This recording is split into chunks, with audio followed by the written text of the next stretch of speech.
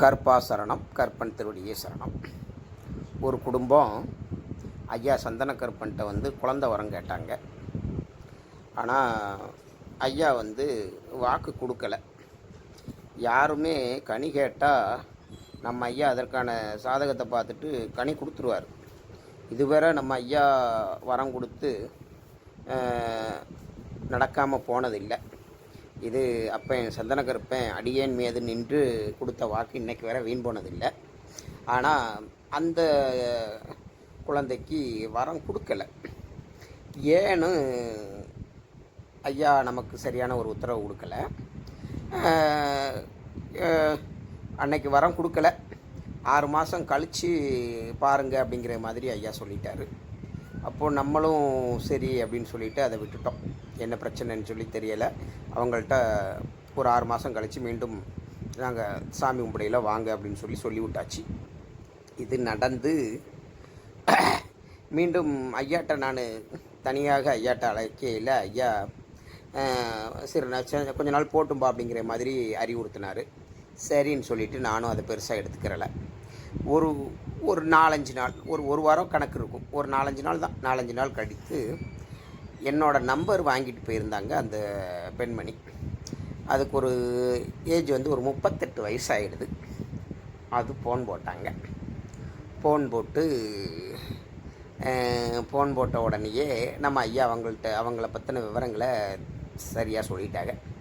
தனிப்பட்ட முறையில் அவங்க ஃபோன் போட்டதுமே அவங்க வீட்டுக்காரருக்கு கணவருக்கு அணுக்கள் உற்பத்தி கம்மியாக இருக்குங்கிறதையும் தெரிவிச்சிட்டாங்க. அதே மாதிரி இவங்களும் கொஞ்சம் சரியில்லாத ஒரு கேரக்டராக இருக்காங்க அப்படிங்கிறதையும் நம்ம ஐயா அறிவுறுத்திட்டாங்க. நான் அதை அவங்கள்ட்ட ஓப்பனாக சொன்ன உடனே அவங்க ஆமசாமி கிட்டத்தட்ட ஒரு கல்யாணம் முடிச்சதில் ஒரு 2 வருஷம் கழித்து இவருக்கு சரியில்லை, உடம்பு சரியில்லைங்கிற இதிலிருந்தே நான் இல்லீகலான வாழ்க்கை வாழ்ந்துட்டுருக்கேன் அப்படின்னு ஒரு சில விஷயங்களை மறைச்சி நமக்கு சொன்னாங்க.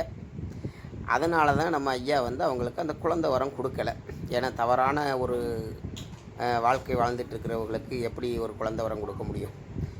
நேர்மையான ஒரு கணவருக்கு இருந்து அதுக்கான அணுக்கள் இல்லைனாலும் ஐயா கொடுக்குற கனி வீண் போகாது. ஆனால் இவங்களோட தவறான ஒரு வாழ்க்கைங்கிறதுனால நம்ம ஐயா அதை ஏற்றுக்கலை. இந்த ஒரு சூழ்நிலையில் அவங்க மீண்டும் நம்மள்கிட்ட இவங்களை பிரிஞ்சிட்டு, அவங்க கணவரை பிரிஞ்சிட்டு அவங்களோட இல்லீகல் ஹஸ்பண்டை ஒன்று சேர்த்து வைக்கணும் அப்படிங்கிற மாதிரி கேட்டாங்க. அப்போது அடியே அந்த மாதிரியெல்லாம் நம்ம ஐயா செய்ய மாட்டாருமா. இவர் சாமி, நம்ம மாந்திரீகப்படி இதெல்லாம் செய்கிறதில்ல. அந்த விஷயத்துலாம் நம்ம இறங்கி நம்ம இது செய்கிறதில்ல. நீங்கள் சட்டப்பூர்வமாக என்ன டைவர்ஸ் வாங்கிட்டு அதுக்கடுத்து நீங்கள் அவரை மீண்டும் கல்யாணம் முடிச்சுக்கோங்க. சட்டப்பூர்வமாக ஏறத்தாழ மேரேஜ் ஆகி 16 வருடம் ஆகிடுச்சான். அந்த 16 வருஷமாக குழந்தை இல்லாமல் இருக்கீங்க. சட்டப்பூர்வமாக நீங்கள் டைவர்ஸ் வாங்கிட்டு அவரை கல்யாணம் முடிச்சுக்கோங்க. அதுதான்மா சரியாக இருக்கும். இதுக்கு நம்ம ஒன்றும் பண்ண முடியாது அப்படின்னு சொன்ன உடனே அவங்க இல்லை, அவர் அந்த இல்லீகல் ஆக்டிவிட்டீஸில் இருக்கிறவர் சில நேரம் கல்யாணம் முடிச்சுக்கிறேங்கிறாரு, சில நேரம் கல்யாணம் முடிக்க மாட்டேன் அப்படிங்கிற மாதிரி சொல்கிற மாதிரி இருக்குது. அதுக்கு ஏதாட்டும் செஞ்சு தர முடியுமா அப்படின்னு சொல்லி கேட்டாங்க. இப்போ நான் சொன்னேன், இன்னொருத்தர் வாழ்க்கையை நமக்கு எடுக்க முடியாது. அவன் அன்புக்காக ஏங்குறவனா இல்லை உடல் சதைக்காக விரும்புகிறவனாங்கிறத தெரிஞ்சுக்கோங்கம்மா. தெரிஞ்சுக்கிட்டு அதுக்கு தக்கன முடிவெடுங்க. உங்கள் வாழ்க்கை 16 வருஷமாக இந்த மாதிரி ஒரு வாழ்க்கை, தவறான வாழ்க்கை வாழ்ந்துட்டுருக்கீங்க. அது நல்லா இல்லைம்மா. அதனால தான் எங்கள் ஐயா குழந்தை வரம் கொடுக்காம விட்டுட்டார். என்ன நீங்கள் இதை மாற்றிக்கோங்க. மாற்றி ஐயா ஒரு வக்கீலை பார்த்து லீகலாக வாழ்கிறதுக்கான வழிகளை பாருங்கம்மா அப்படின்னு சொல்லி ஒரு அட்வைஸ், அது நான் மனிதனாக இருந்து ஒரு அட்வைஸ் கொடுத்தோம்.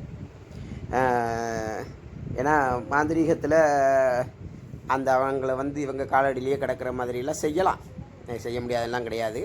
இடுமருந்து கொடுத்து செய்யலாம், இல்லை வசியம் பண்ணியும் செய்யலாம். ஆனால் நம்ம வந்து அப்பன் கருப்பன் அருளால் அந்த வேலைகள்லாம் நம்ம செய்கிறது கிடையாது. அது நமக்கு தேவையும் இல்லை.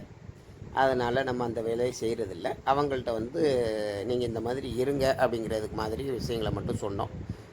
புரிதலோட ஹஸ்பண்டும் ஒய்ஃபும் பிரிஞ்சு வாழ்க்கையை வந்து மீண்டும் வேறு மாதிரி வாழ்க்கையை தொடங்குங்கம்மா, அந்த பையனை மேரேஜ் பண்ணி வாழ்க்கையை தொடங்குங்கம்மா அப்படிங்கிற மாதிரி நம்ம ஒரு அட்வைஸ் பண்ணோம். இது இப்போ ஏன் சொல்கிறேன் அப்படின்னா, இன்றைக்கி இருக்கிற இந்த கலிகாலத்தில் வந்து இந்த வாழ்க்கைங்கிறது இப்போ சாதாரணமாக ஆகிப்போச்சு. இல்லீகல் வாழ்க்கைங்கிறது சாதாரணமாக ஆகிப்போச்சு. நம்ம டிவி நியூஸு செய்திகள் எல்லாம் பார்க்குறோம்.